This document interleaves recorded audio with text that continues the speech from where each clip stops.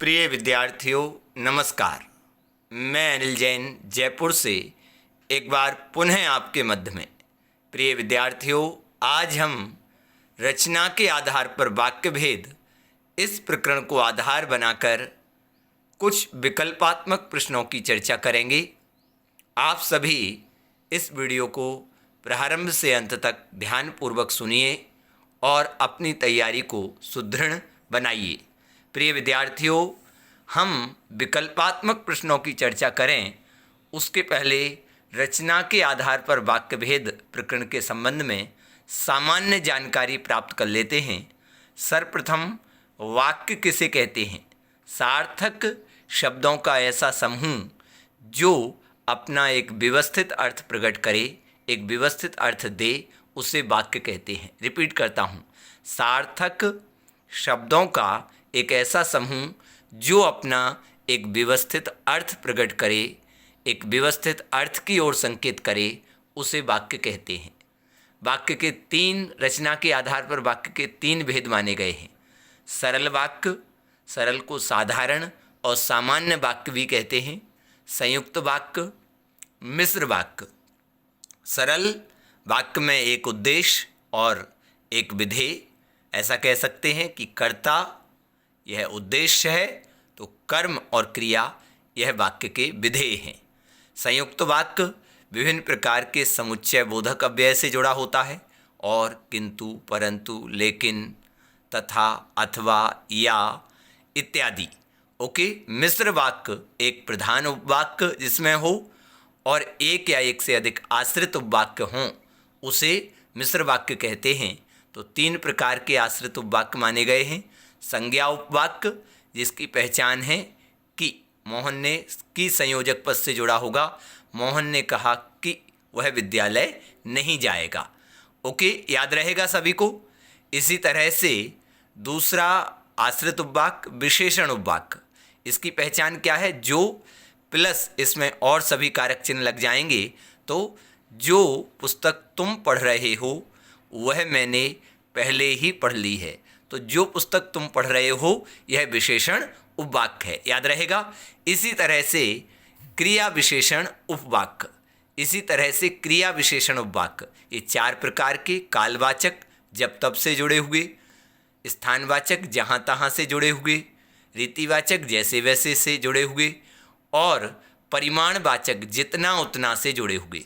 सो याद रखिए विद्यार्थियों, वाक्य के 2 अंग माने गए हैं, उद्देश्य और विधेय। याद रखिए, जिसके बारे में कहा जाए वह उद्देश्य है, कर्ता के बारे में कहा जाए वह उद्देश्य है, और उद्देश्य के द्वारा जो कुछ काम किया जा रहा है वह वाक्य का विधेय कहलाता है। याद रखिए। लीजिए, हम कुछ विकल्पात्मक प्रश्नों की चर्चा करते हैं।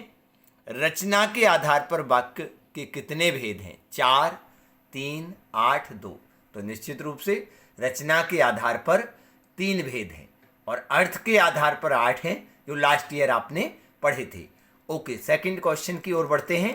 देखिए, किसी वाक्य में उद्देश्य किसे कहते हैं? कर्ता के कार्यों को, विधेय को, वाक्य की क्रिया को, कर्ता को, या जिसके बारे में कुछ कहा जा रहा है। बिल्कुल सही, इसमें कर्ता को या जिसके बारे में कुछ कहा जा रहा है, यह सही उत्तर है। चौथा विकल्प इसमें सही है। याद रखिए, कर्ता के कार्यों को तो विधेय कहेंगे। याद रखिए। ओके, सो कर्ता, किसी वाक्य में उद्देश्य किसे कहते हैं? कर्ता को या जिसके बारे में कुछ कहा जा रहा है। कोई वाक्य किन 2 मुख्य भागों में बटा होता है? किन 2 मुख्य भागों में बटा होता है?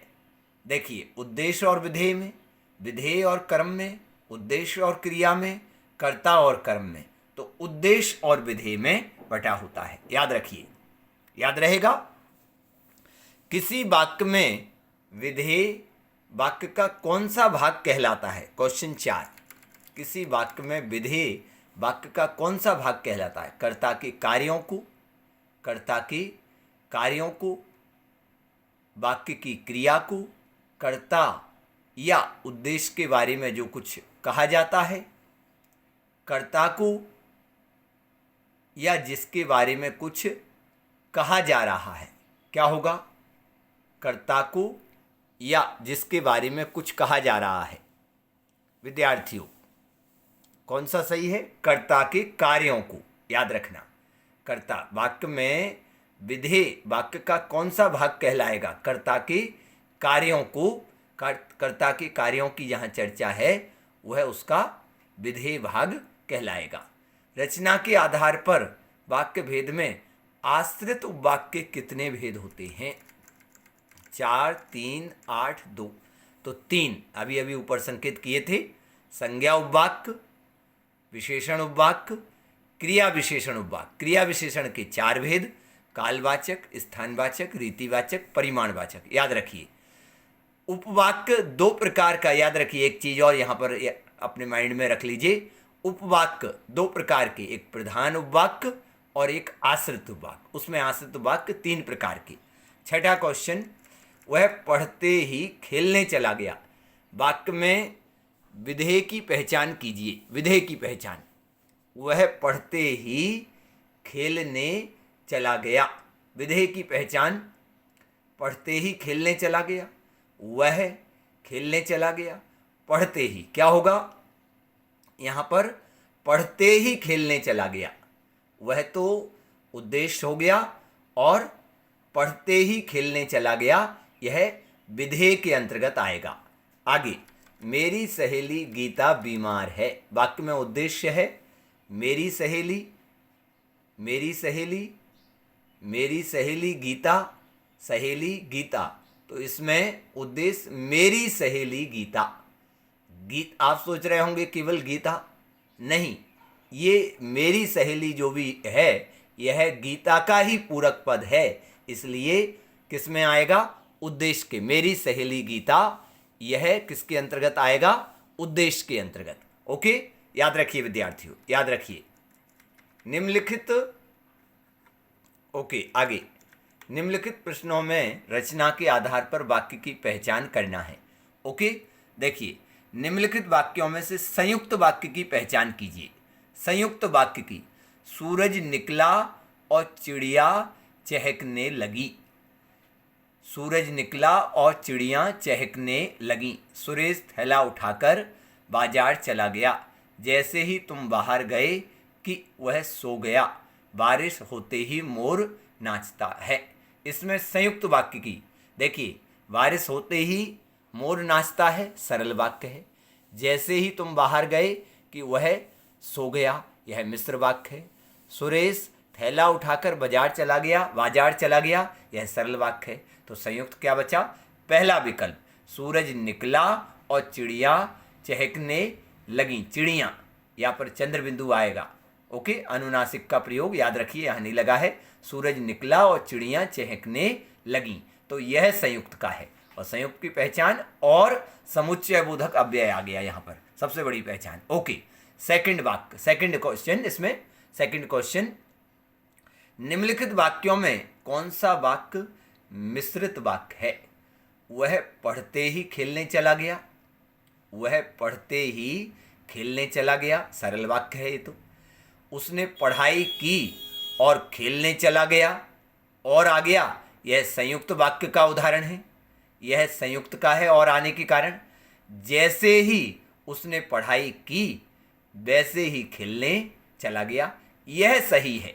जैसे ही, यह मिश्र वाक्य का उदाहरण है, बिल्कुल सही है। और मिश्र के अंतर्गत एक किसमें जाएगा? रीतिवाचक में। जैसे ही उसने पढ़ाई की, यह रीतिवाचक क्रिया विशेषण उपवाक्य कितना, और शेष वैसे ही खेलने चला गया, प्रधान उपवाक्य। सो ग, तीसरा विकल्प सही है। वह पढ़कर खेलने चला गया, यह सरल वाक्य है। वह पढ़कर खेलने चला गया, यह सरल। सो विद्यार्थियों, क ख घ यह 3 गलत हैं।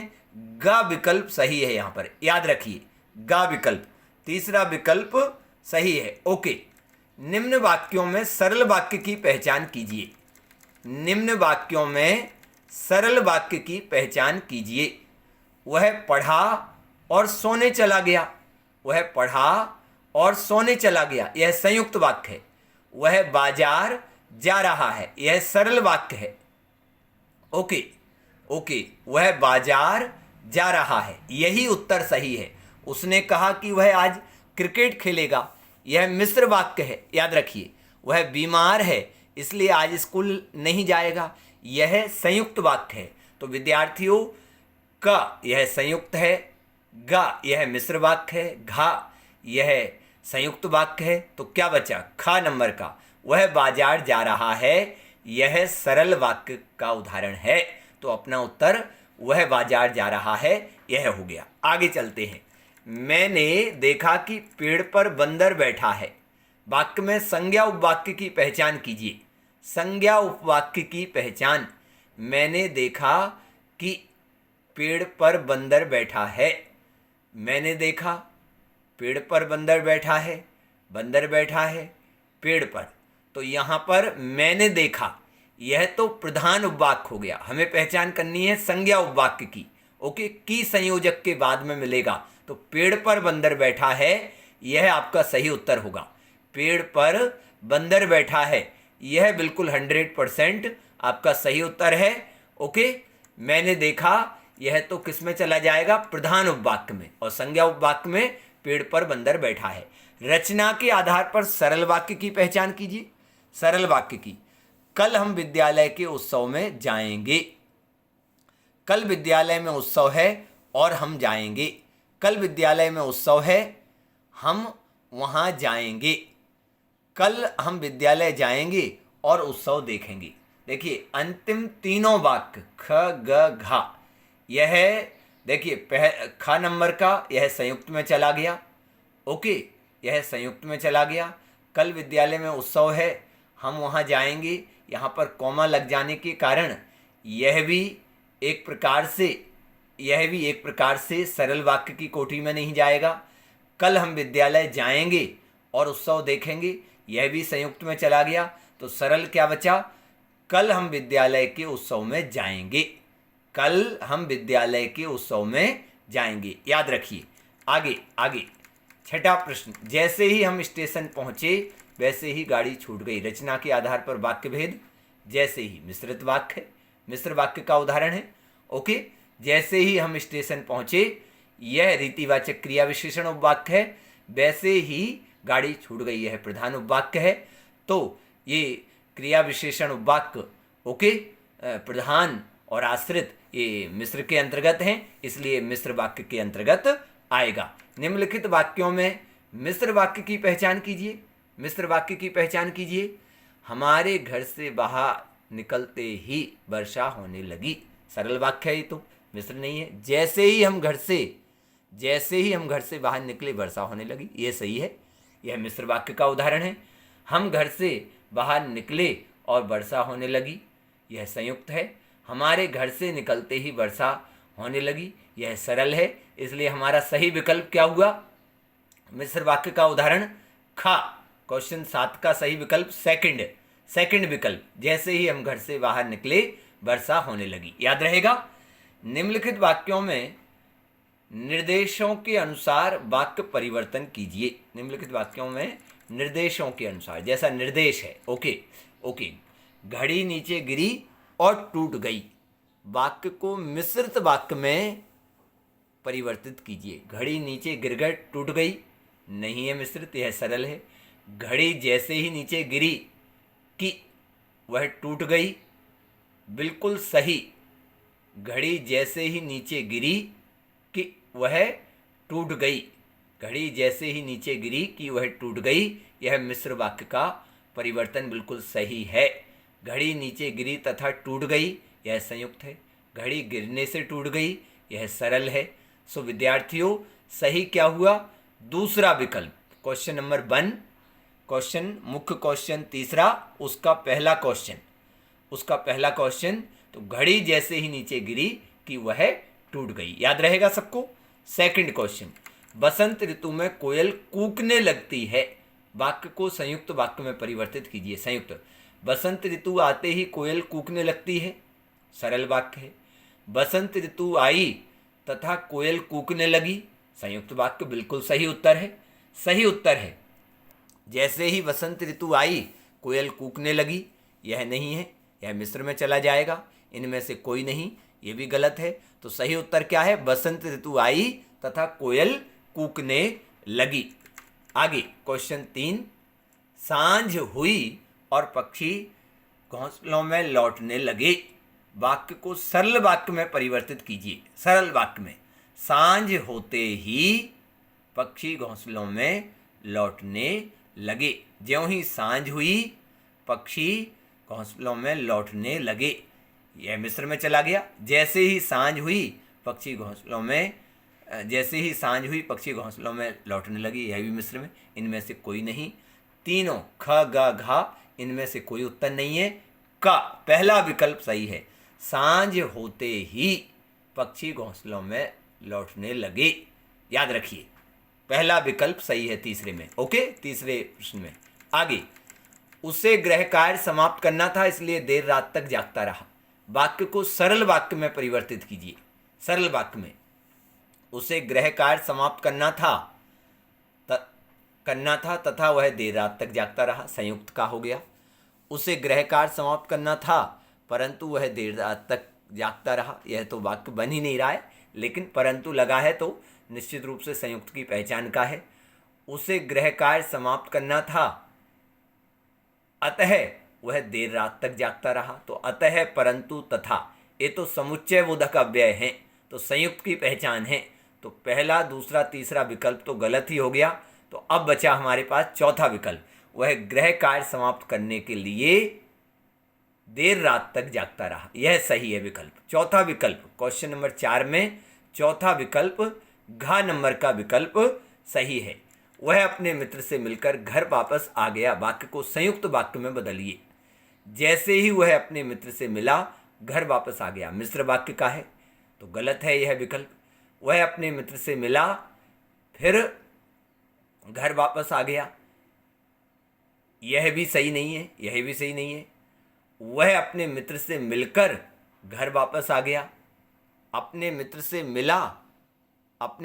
मिला तब घर वापस आ गया, क्या होगा विद्यार्थियों? सही बोलिए। वाक्य को संयुक्त वाक्य में, वह अपने मित्र से मिला और घर वापस आ गया। तो अब इसकी जगह विद्यार्थियों हमें, अब यहाँ पर समुच्चय बोधक अव्यय दिखाई नहीं दे रहा है। देखिए, कहीं भी समुच्चय बोधक अव्यय दिखाई न देने की स्थिति में यहाँ पर ख नंबर का विकल्प सही हो जाएगा। आप देख रहे होंगे समुच्चय बोधक अव्यय नहीं है, क्योंकि समुच्चय बोधक अव्यय यदि हट जाएगा तो वहाँ पर अल्पविराम का प्रयोग, वह अपने मित्र से मिला और फिर घर वापस आ गया, याद रहेगा, और फिर घर वापस आ गया। तो यहाँ पर विद्यार्थियों संयुक्त वाक्य का हम विद्यार्थियों यहाँ पर ख नंबर का विकल्प हम उत्तर के रूप में सुनिश्चित कर सकते हैं निश्चित रूप से, क्योंकि समुच्चय बोधक की जगह अल्प विराम चिन्ह का प्रयोग हो गया। आगे, मेरे पास पेट्रोल से चलने वाली एक गाड़ी है। वाक्य को मिश्र वाक्य में बदलिए। मेरे पास एक गाड़ी है कि पेट्रोल से चलती है। मेरे पास एक गाड़ी है परंतु वह पेट्रोल से चलती है। मेरे पास एक गाड़ी है जो पेट्रोल से चलती है। मेरे पास पेट्रोल से चलने वाली गाड़ी है। मिश्र वाक्य में मेरे पास एक गाड़ी है जो पेट्रोल से चलती है। ग नंबर का विकल्प सही है विद्यार्थियों। ग नंबर का विकल्प इसमें सही है, याद रखिए। ओके, मेरे पास एक गाड़ी है, तीसरा विकल्प बिल्कुल सही है। निम्नलिखित वाक्यों को मिलाकर एक सरल वाक्य बनाइए। निम्नलिखित वाक्यों को बनाकर मिलाकर एक सरल वाक्य। शेर दिखाई दिया, सब लोग डर गए। शेर दिखाई दिया, सब लोग डर गए। इन दो वाक्यों को मिलाकर के सरल वाक्य बनाना है। ओके, शेर को देखकर सब लोग डर गए। सब लोग डर गए क्योंकि उन्हें शेर दिखाई दिया। शेर दिखाई दिया और सब लोग डर गए। उपर्युक्त सभी सही हैं। तीनों विकल्प ख ग घ गलत हैं। शेर को देखकर सब लोग डर गए। शेर को देखकर सब लोग डर गए, यह सही है, बिल्कुल सही है। निम्नलिखित वाक्यों को मिलाकर एक मिश्र वाक्य बनाइए। परीक्षक ने प्रश्न पत्र बांट दिए। परीक्षार्थी उत्तर लिखने लगे। परीक्षक द्वारा प्रश्न पत्र बांटते ही परीक्षार्थी उत्तर लिखने लगे। ये तो सरल है। जैसे ही परीक्षक ने प्रश्न पत्र बांटे वैसे ही परीक्षार्थी उत्तर लिखने लगे। मिश्र का सही है यह। और देखते हैं विकल्प। परीक्षक ने प्रश्न पत्र बांटे और परीक्षार्थी उत्तर लिखने लगे, ये संयुक्त में चला गया। परीक्षक ने प्रश्न पत्र बांटे, परीक्षार्थी उत्तर लिखने लगे, यह भी नहीं है। तो खा नंबर का विकल्प, क्वेश्चन 8 का खा दूसरा विकल्प, जैसे ही परीक्षक ने प्रश्न पत्र बांटे वैसे ही परीक्षार्थी उत्तर लिखने लगे।